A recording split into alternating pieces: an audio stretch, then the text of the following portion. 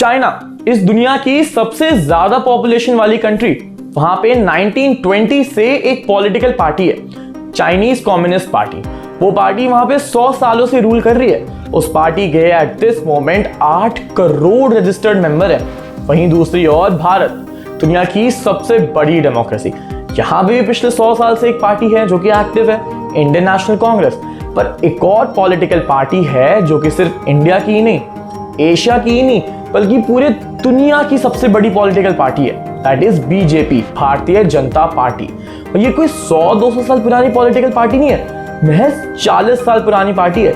और इस पार्टी के at this moment 16 crore registered member है। जो पॉलिटिकल पार्टी 1983 में सिर्फ 2 सीट जीती थी लोकसभा इलेक्शन में, वही पार्टी 2019 में 303 सीट जीत गई।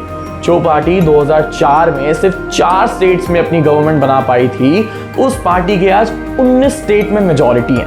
आइए जानते हैं इस वीडियो में कि कैसे बीजेपी पूरे दुनिया की सबसे बड़ी पॉलिटिकल पार्टी बन गई। ऐसे कौन से सीरीज ऑफ इवेंट्स थे एंड मोर इंपॉर्टेंटली ऐसे कौन से लीडर्स थे जिसकी वजह से ये पॉसिबल हो पाया। तो कहानी की शुरुआत होती है 1951 में, जब श्यामा प्रसाद मुखर्जी कांग्रेस के अगेंस्ट एक पॉलिटिकल पार्टी बनाते हैं, बीजेएस नाम की, भारतीय जनसंघ। ये पार्टी आरएसएस के द्वारा सपोर्टेड होती है, पर इस पार्टी को कोई मेजॉरिटी नहीं मिलती है। अक्सर 3 से 4 सीट जीत पाती थी ये हर इलेक्शन में। अब 1970s का वक्त आता है जहां पे जनता पार्टी बहुत पॉपुलर हो रही थी। 1978 में जनता पार्टी और बीजेएस हाथ मिला लेते हैं और 1978 में जनता पार्टी इलेक्शन जीत जाती है और अपनी गवर्नमेंट बना लेती है। पर 1980s में ये पार्टी गिर जाती है, सरकार जनता पार्टी की गिर जाती है, क्योंकि इंटरनल पॉलिटिक्स हो जाते हैं और जनता पार्टी बहुत सारे टुकड़ों में बंट जाती है, जिसका एक टुकड़ा था बीजेपी, भारतीय जनता पार्टी, जो कि बनती है 1980s में।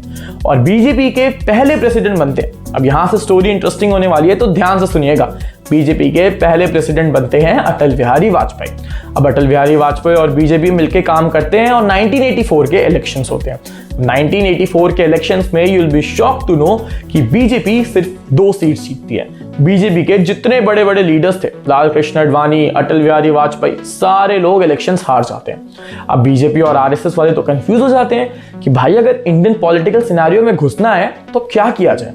तो सबसे पहला स्टेप वो लेते हैं, वो अटल जी को प्रेसिडेंट की पोस्ट से हटा देते हैं। अब ऐसा नहीं था कि अटल जी एक अच्छे लीडर नहीं थे, जबकि Atal ji was a mass leader. जिस तरह से वो लोगों से कनेक्ट करते थे वो तो काफी कमेंडेबल था। पर जो मेन दिक्कत थी ना अटल जी की, वो था कि वो काफी एथिकल मैन थे, मस्त अपना पोइट्री वगैरह करते थे, शायरियां लिखते थे। पर जब पॉलिटिक्स की बारी आती थी, जब डर्टी गेम्स और डर्टी पॉलिटिक्स खेलना पड़ता था, तो वो अटल जी से नहीं हो पाता था। तो यहाँ पे बीजेपी अटल जी को प्रेसिडेंट की पोस्ट से हटा देती है और बुलाती है लाल कृष्ण आडवाणी जी को। वहीं आडवाणी जी पोइट्री वगैरह, भाषण वगैरह तो नहीं दे पाते थे, तो वो जो बोलते हैं ना पॉलिटिक्स खेलना, वो डर्टी गेम्स खेलना, वो दिमाग का यूज करना, वो लाल कृष्ण आडवाणी जी को बहुत अच्छे से आता था।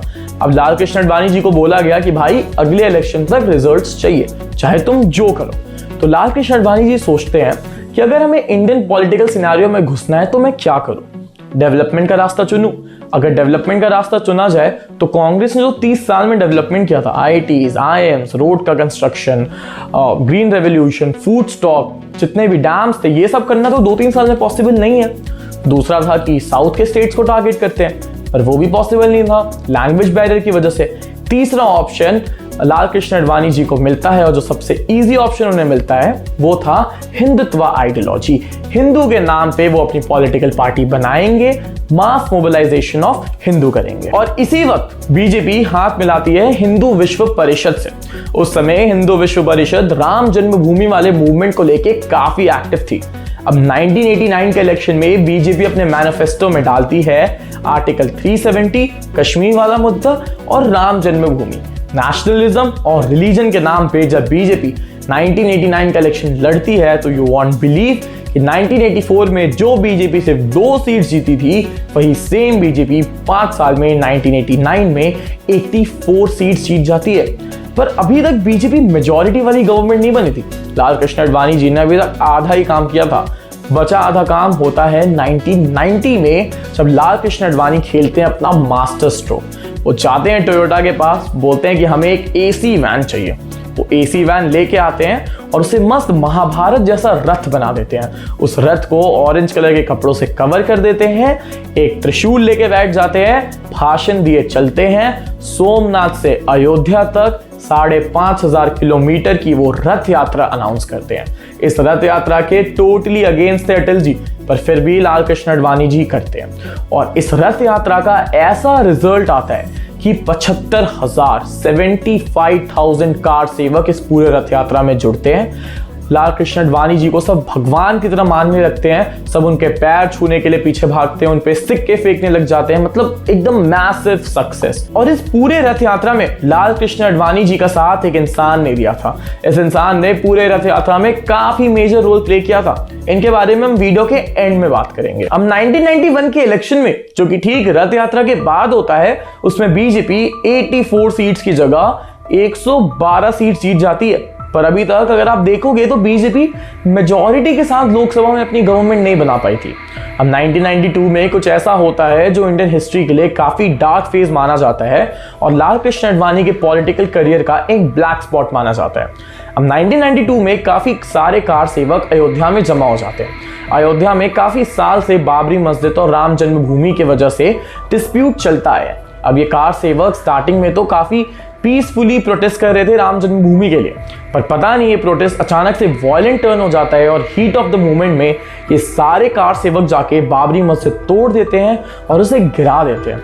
और जैसे ही बाबरी मस्जिद गिरती है, पूरे देश में हर जगह हिंदू मुस्लिम के दंगे हो जाने लग जाते हैं और 2000 से ज्यादा लोग इस दंगे में मारे जाते हैं।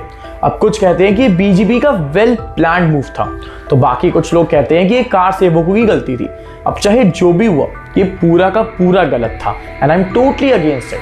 अब इसके साथ जैसे ही बाबरी मस्जिद गिरती है, बीजेपी का एक आदमी जो रथ यात्रा में लाल कृष्ण आडवाणी जी के साथ काफी मेजर रोल जिसने प्ले किया था, वो लाल चौक चला जाता है श्रीनगर और वहां जाके हिंदुस्तान का झंडा फहरा देता है। अब 1996 के इलेक्शन में बीजेपी नेशनलिज्म की भावना और रिलीजन के नाम पे फिर से इलेक्शन लड़ती है और 1996 में बीजेपी पहली बार मेजॉरिटी के साथ अपनी गवर्नमेंट बनाती है। गेस करिए 1996 में बीजेपी का पीएम कैंडिडेट कौन होगा? लाल कृष्ण आडवाणी? बिल्कुल नहीं, उल्टा लाल कृष्ण आडवाणी जी उस समय बीजेपी के प्रेसिडेंट होते हैं और वो पूरे बीच मीटिंग में बिना किसी से डिस्कशन किए हुए अटल जी को प्राइम मिनिस्टर बना देते हैं। क्योंकि अगर आपने अब तक स्टोरी सुनी होगी तो आपको समझ आ गया होगा कि अटल जी का फेस बीजेपी ने हमेशा क्लीन रखा था, उनको हमेशा एज अ पॉजिटिव रूलर दिखाया गया था। पर वहीं दूसरी ओर जितना भी डर्टी गेम था, जितनी भी डर्टी पॉलिटिक्स थी, सारी लाल कृष्ण आडवाणी जी से खिलाई गई थी। अब 1996 में बीजेपी की गवर्नमेंट तो बनती है, पर अफसोस ये सरकार बस 13 दिन चलती है। फिर वापस 1998 में इलेक्शन होते हैं, फिर से अटल जी प्राइम मिनिस्टर बनते हैं, फिर से बीजेपी जीतती है, पर अफसोस अगेन ये गवर्नमेंट बस 13 महीने तक चलती है। एक नो कॉन्फिडेंस बिल में ये सरकार गिर जाती है, वो भी सिर्फ एक वोट की वजह से। अब 1999 में वापस इलेक्शन होते हैं और यहां तक बीजेपी को समझ आ गया था कि अगर 4 साल और 5 साल का अपना टेन्योर पूरा करना है तो एक गठबंधन जरूरी है। तो यहाँ पे जन्म होता है एनडीए का, नेशनल डेमोक्रेटिक अलायंस। एनडीए और बीजेपी मिलकर ये इलेक्शन जीतती है, बीजेपी अपनी गवर्नमेंट बनाती है और अपना पूरा टेन्योर पूरा करती है और तीसरी बार अटल बिहारी वाजपेयी इंडिया के प्राइम मिनिस्टर बनते हैं। इन 4 साल में बीजेपी ने जम के डेवलपमेंट किया, राइट टू एजुकेशन लाए, कारगिल वॉर भी जीते, प्रधानमंत्री सड़क योजना भी आई, बहुत सारा रोड्स, इंफ्रास्ट्रक्चर, इन सब पे डेवलपमेंट हुआ, न्यूक्लियर वेपन भी टेस्ट किए गए। अब 2004 में जो इलेक्शन होना था वो पता नहीं क्यों 2003 में हो जाता है। अटल बिहारी वाजपेयी अपने पूरे कैबिनेट के साथ रिजाइन कर देते हैं। अगर कोई प्राइम मिनिस्टर अपने कैबिनेट मिनिस्टर के साथ रिजाइन कर दे तो इंडिया में अगले 1 से 6 महीने में इलेक्शन हो जाते हैं। अब यहाँ पे एक थ्योरी सामने आती है, कहा जाता है कि लाल कृष्ण आडवाणी जी को भी प्राइम मिनिस्टर बनना था। पहले 2 बार तो अटल बिहारी वाजपेयी जी प्राइम मिनिस्टर बने, पर जब तीसरी बार उन्हें प्राइम मिनिस्टर बना दिया गया तो ये बात थोड़ी लाल कृष्ण आडवाणी जी को पसंद नहीं आई, क्योंकि पहली 2 बार में तो अटल जी से सरकार तक नहीं संभली। तो ऐसा कहा जाता है कि लाल कृष्ण आडवाणी जी ने पूरे बीजेपी को कन्विंस किया कि वो 2004 की जगह 2003 में इलेक्शन कराएं और ये करके कन्विंस किया कि अभी अभी तो हम कारगिल वॉर जीते हैं, अभी अभी अब तो हमने न्यूक्लियर टेस्ट कराया है, आप अभी के अभी इलेक्शन करा दो और देखो हम पक्का जीत जाएंगे। पर उस वक्त लाल कृष्ण आडवाणी जी को ये बात पता थी कि जो अनियन यानी प्याज के जो प्राइसेस थे वो उस समय 2003 में 80 रुपए किलो थे। इन्फ्लेशन बहुत ज़्यादा था, मतलब जितने भी कॉमन लोग थे वो तो वोट करने वाले थे नहीं। और ऐसा ही हुआ, 2003 में जब इलेक्शन करवाए गए तो बीजेपी हार गई।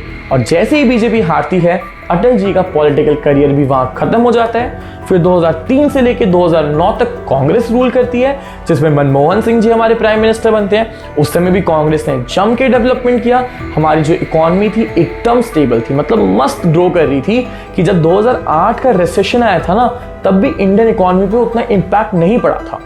अब इस पूरी थ्योरी को प्रूव करने के लिए 2009 में जो बीजेपी के प्राइम मिनिस्टर के कैंडिडेट बनते हैं वो थे लाल कृष्ण आडवाणी जी। अब लाल कृष्ण आडवाणी जी को लगा था कि 2009 में तो मैं जीत जाऊंगा, पर अचानक से इलेक्शन से कुछ महीने पहले लाल कृष्ण आडवाणी जी को ये रियलाइजेशन होती है कि यार जो मेरी इमेज है ना पूरे इंडिया में पब्लिक के सामने, वो काफी कट्टर स्वभाव की है। मतलब मुझे ऐसा कट्टर हिंदू देखा जाता है, तो मुझे हिंदू वोट्स तो मिल जाएंगे, पर ये मुस्लिम वोट्स कैसे मिलेंगे। तो इसके लिए लाल कृष्ण आडवाणी जी करते हैं अपने पॉलिटिकल करियर की सबसे बड़ी गलती, जिनका उन्हें ना आज तक पक्का रिग्रेट होगा। वो चले जाते हैं मोहम्मद अली जिन्ना के मकबरे पे फूल चढ़ाने के लिए। मतलब वो उस आदमी के मकबरे पे चले जाते हैं जो टू नेशन थ्योरी की बात करता हूँ। अब वो ऐसा करते हैं, इस मूव को सारे बीजेपी वाले, पूरा इंडिया मिलकर क्रिटिसाइज करता है। अब जब इलेक्शन होते हैं 2009 में, तो फिर से कांग्रेस जीत जाती है, बीजेपी हार जाती है। ना तो लाल कृष्ण आडवाणी जी को हिंदू के वोट्स मिले, ना तो मुस्लिम के वोट्स मिले। अब 2009 से लेके 2013 तक उस वक्त कांग्रेस के काफी सारे स्कैम सामने आने लग जाते हैं। कॉमनवेल्थ स्कैम जो कि 10,000 करोड़ का था, कोल स्कैम जो कि लगभग इंडिया की आधी इकोनॉमी मतलब 1.5 ट्रिलियन का था। इतने बड़े बड़े स्कैम जब सामने आते हैं, तो जब 2013 में इलेक्शन होता है तो वहां भी बीजेपी फिर से मेजॉरिटी के साथ अपनी गवर्नमेंट बना लेती है।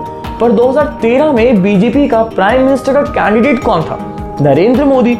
होने तो लाल कृष्ण आडवाणी जी चाहिए थे ना, तो नरेंद्र मोदी कैसे बने? तो इसकी बात करेंगे हम अगले वीडियो में कि how Modi ji entered the Indian politics. Modi ji वही आदमी हैं जिन्होंने लाल कृष्ण आडवाणी जी के साथ रथ यात्रा में एक मेजर रोल प्ले किया था। ये वही आदमी हैं जो लाल चौक गए थे इंडिया का झंडा फहराने के लिए। और तो और 2002 में गुजरात का सीएम मोदी जी को लाल कृष्ण आडवाणी ने ही बनाया था। गोधरा कांड के बाद जब अटल जी मोदी जी को निकालना चाहते थे, तो लाल कृष्ण आडवाणी ने ही उन्हें बचाया था। Lal Krishna Advani was like a mentor to PM Narendra Modi. पर फिर ऐसा क्या हुआ कि जब 2013 में बीजेपी जब अपना पीएम कैंडिडेट अनाउंस कर रही थी, और जैसे ही मोदी जी का नाम अनाउंस होता है, उसी समय लाल कृष्ण आडवाणी जी बीच पीएम कॉन्फ्रेंस, बीच उस पीएम अनाउंसमेंट की मीटिंग से उठ के चले जाते हैं। ऐसी इंटरेस्टिंग स्टोरीज के लिए बने रहिए। Thank you very much.